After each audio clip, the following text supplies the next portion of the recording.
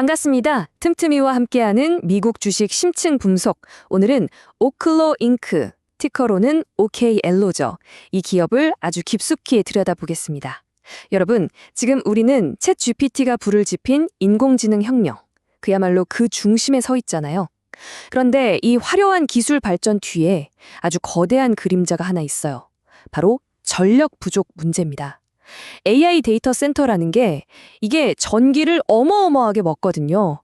기존 데이터 센터보다 수십 배는 더요. 전 세계 전력망이 지금 거의 한계에 다다르고 있다는 이야기가 괜히 나오는 게 아닙니다. 자, 바로 이런 거대한 위기 상황에서 작지만 아주 강력한 대안으로 떠오른 회사가 있습니다. 심지어 샘 올트먼 같은 거물 투자자들도 콕 찍은 곳이죠. 오늘 저희가 파헤쳐볼 기업, 바로 AI 시대의 심장이 될 수도 있는 차세대 에너지의 핵심, 오클로입니다. 오클로라는 회사를 제대로 알려면 먼저 이 회사가 왜 등장했는지 그 배경부터 알아봐야겠죠? AI가 불러온 에너지 위기가 대체 얼마나 심각한 건지 이걸 먼저 짚어보고요. 그리고 이 문제를 오클로가 어떻게 풀려고 하는지 그들만의 아주 독특한 사업 모델, 이른바 전력구동 모델을 뜯어보겠습니다.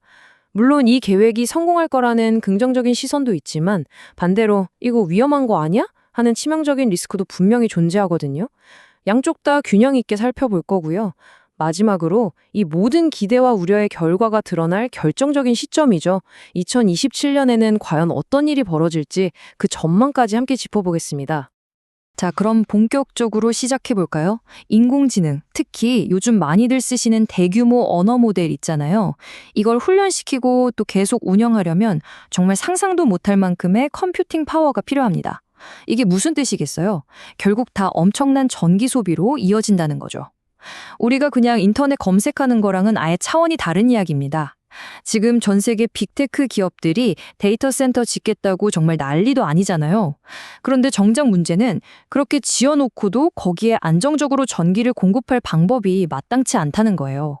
이걸 바로 에너지 병목 현상이라고 부릅니다. 바로 이 절박함, 이 수요가 오늘 우리가 이야기할 오클로의 시작점인 셈입니다. 이 수요가요, 정말 상상을 추월하는 수준입니다. 지금 보시는 14기가와트, 이게 뭐냐면 오클로가 우리한테 전기 좀 공급해달라고 요청받은, 그러니까 잠재 고객들로부터 확보한 파이프라인 규모예요. 14기가와트? 이게 감이 잘 안 오시죠?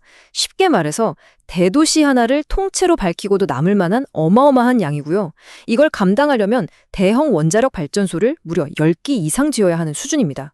그러니까 이건 그냥 숫자가 아니에요. AI 산업이 지금 얼마나 절박하게 새로운 에너지원을 찾고 있는지 보여주는 아주 명백한 증거라고 할 수 있습니다. 진짜 문제는 뭐냐면요. 기존의 전력 시스템으로는 이런 폭발적인 수요를 도저히 감당할 수가 없다는 겁니다. 수십 년 동안 써온 낡은 송전망, 또 발전소 하나 새로 지으려면 시간이며 돈이며 어마어마하게 들잖아요. 이 모든 게 이제 한계에 다다른 거죠. 이건 그냥 우리 집 전기요금이 좀 오르는 수준의 문제가 아닙니다. 한 국가의 AI 산업 경쟁력 자체가 뿌리째 흔들릴 수 있는 그런 거대한 도전 과제가 된 거예요. 그래서 지금 투자자나 기술 전문가나 모두가 이 질문을 던지고 있는 겁니다.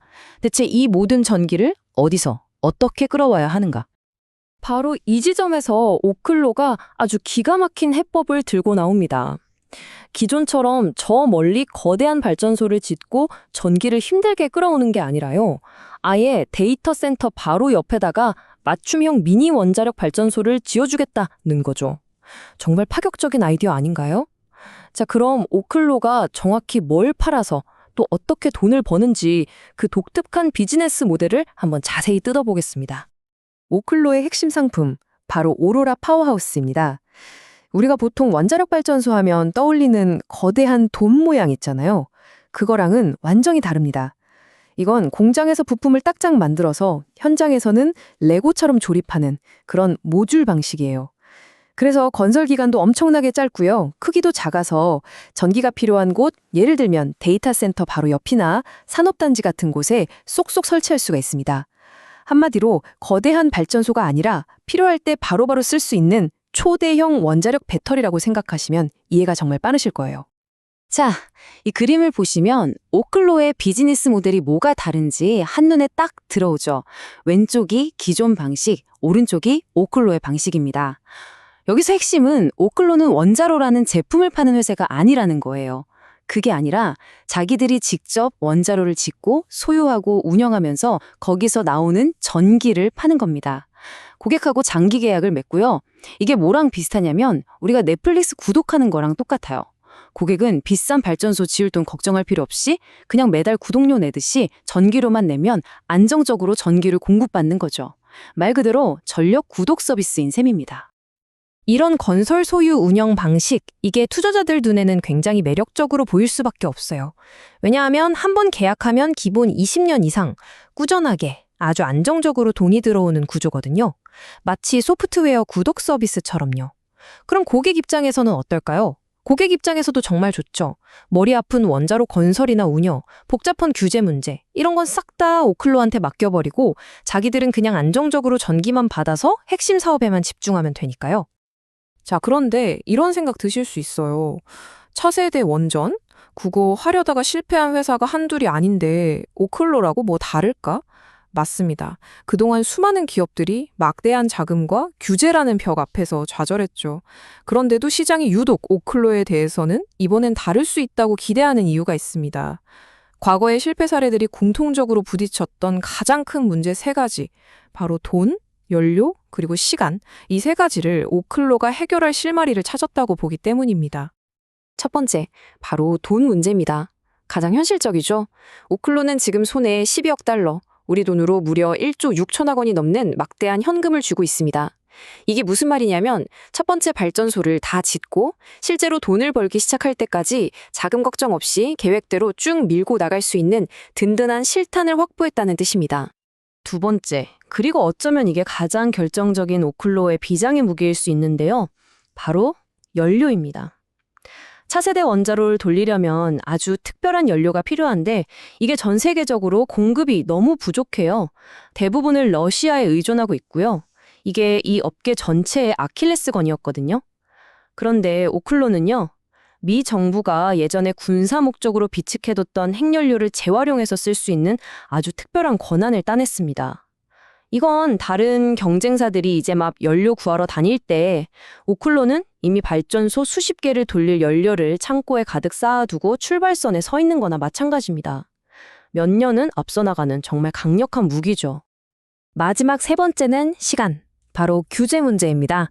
원래 원자력 발전소 하나 지으려면 허가받는 데만 10년이 넘게 걸리기도 해요.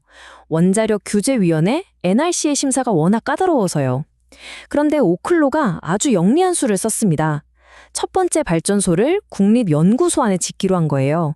덕분에 NRC가 아니라 에너지부, DOE의 감독을 받으면서 사업을 진행할 수 있게 됐습니다. 이게 왜 중요하냐면 서류 심사가 다 끝날 때까지 마냥 기다리는 게 아니라 건설이랑 심사를 동시에 진행하는 패스트트랙이 가능해진 겁니다. 전체 사업 기간을 몇 년이나 단축시킬 수 있는 정말 말 그대로 게임 체인저인 셈이죠. 자, 그런데 이렇게 좋은 이야기만 들으면 당장이라도 투자해야 할 것 같죠? 하지만 세상에 쉬운 일은 없습니다. 아이디어가 아무리 좋아도 결국 그걸 현실로 만들어내는 실행력이 없으면 다 소용이 없잖아요.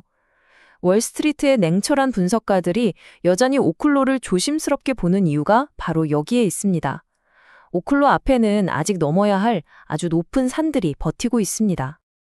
이 차트를 보시면 시장의 우려가 뭔지 바로 알 수 있습니다. 바로 밸류에이션, 즉 가격 문제죠. 한때 주가가 AI 에너지라는 엄청난 기대감 때문에 폭등했다가 지금은 좀 조정을 받았어요. 그런데도 월가 애널리스트들이 보는 평균 목표 주가는 지금 주가보다도 더 낮습니다. 이게 무슨 뜻일까요? 애널리스트들은 오클로가 꾸는 꿈의 가치보다는 앞으로 닥칠 현실적인 문제들, 예를 들어 건설이 늦어진다거나 돈이 더 든다거나 하는 그런 리스크에 더 큰 점수를 주고 있다는 이야기입니다.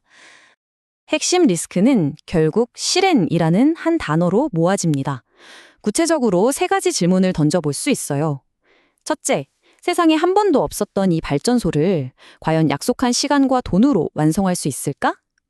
둘째, 전기 사겠다고 말만 한 잠재 고객들을 진짜 돈을 내는 실제 계약 고객으로 바꿀 수 있을까? 그리고 마지막으로 첫 번째 발전소가 성공하더라도 그 다음 수백 개를 지으려면 결국 그 복잡한 규제의 벽을 또 넘어야 하는데 과연 그걸 해낼 수 있을까? 여기에 빌 게이츠가 밀어주는 테라파워나 뉴스케이파워 같은 강력한 경쟁자들과의 싸움도 피할 수 없고요. 그렇다면 우리 투자자들은 도대체 뭘 보고 판단해야 할까요? 앞으로 몇 년이 오클로의 운명을 가를 정말 중요한 시간이 될 겁니다. 이제는 말이나 계획이 아니라 진짜 결과물로 숫자로 증명해야 할 때가 오고 있는 거죠.